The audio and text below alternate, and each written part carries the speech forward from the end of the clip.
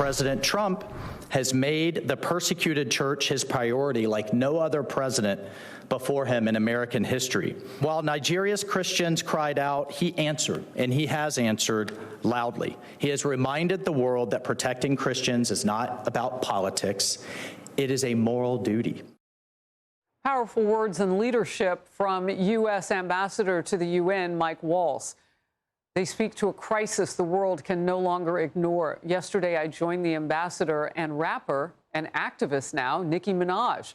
We sat on a U.S. mission at the UN panel, raising the alarm about the persecution and systematic massacre of Christians in Nigeria by radical Islamic terrorists.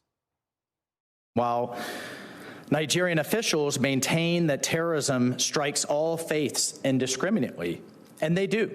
There is a body of evidence, and you are going to hear that from our experts today, that paints a very grim picture of disproportionate suffering among Christians. We have an entire faith that is being erased, one bullet at a time, one torched Bible at a time.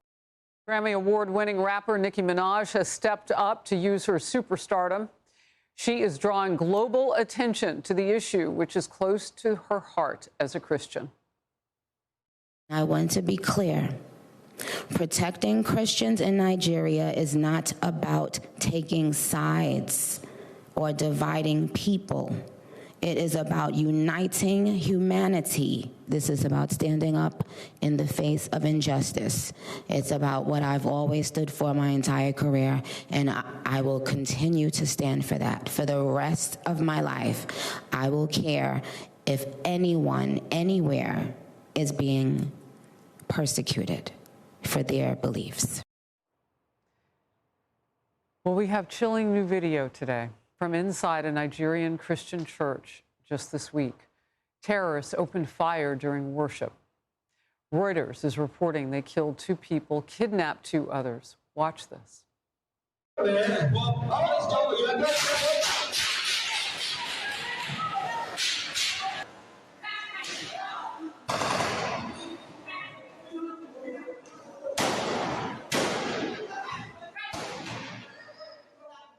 We don't know the extent to other injuries in this. It's hard to get that reporting out of there, so we lean on international sources. But we are focusing on this now, and we'll continue to show you what we can and report, as the story is huge. A horrifying scene in a nation where thousands of Christians have been killed this year alone. Tens of thousands killed or kidnapped since 2009. Leah Sharibu was just 14 years old when Boko Haram kidnapped her along with more than 100 other girls. They ultimately released some of the captives, but not Leah, because she refused to do the one thing they are forcing these young girls to do. She refused to denounce her Christian faith. She turns 22 this May. She apparently remains in captivity more than 7 years. In Focus now, Gloria Samdi Puldu, president of the Leah Foundation, joining us from Nigeria. First of all, thank you, and our prayers to you as you represent this family. What do you know about what happened to the girls that they kept, like Leah? Thank you very much. I do really want to appreciate you for the opportunity that you have given to me to speak on behalf of the plight of Leah Sharibu and so many of other girls who are in captivity. And we also, before I go into it, I want to specifically appreciate the designation of Nigeria as a country of particular concern by President Trump. All Christians, we are excited and we are grateful for that. Going to the story of our girls, like you mentioned, Leah Sharibu at 14 was taken along 109 other girls who were released after a month, but Leah was kept back in captivity because she refused to renounce her Christian faith. We have a lot of these girls who are still in captivity, and when I talk about a lot of girls, I'm talking about thousands of girls who are still held in captivity. Unfortunately, even as at yesterday, as at 17th of November, that is 2 days ago, 25 of the girls from a secondary school in Kebbi, Government Girls Comprehensive Secondary School in Maga in Kebbi State, were abducted, just like Leah Sharibu. Leah was taken 7 years ago. We know the Chibok girls were taken over 10 years ago in 2014. And so we still have this same thing happening over and over. And we have a lot of our Christian girls that are abducted 1, 2, 3, 4 on a daily basis in their communities, and they are taken into the forest in the hands of different terrorists that we have in Nigeria. So it's a very sad situation.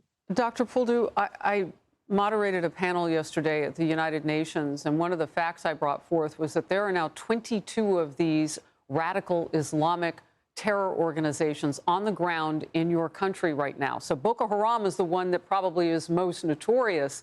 But when you say still taking girls, some of them are in sexual traffic rings and all sorts of things that we're learning about torture. I want to get to this. Superstar rapper Niki Minaj and I got a chance to talk about what it means to her, because she's using her stardom to put a light on what you're going through in Nigeria. Let's watch. Especially as artists and people in entertainment, I think it sometimes can feel scary to speak up about anything that may not be the norm or the popular thing to speak about. I never care if something is popular. I care about what rings true to me, to people who are going through hard times right now in Nigeria. I hope that when they see this being done, that it makes them feel heard, you know, that it makes them feel like, okay, someone cares, yeah.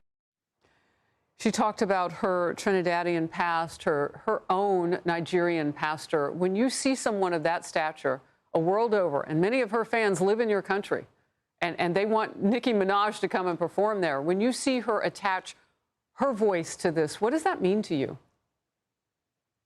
It means so much. It means so much.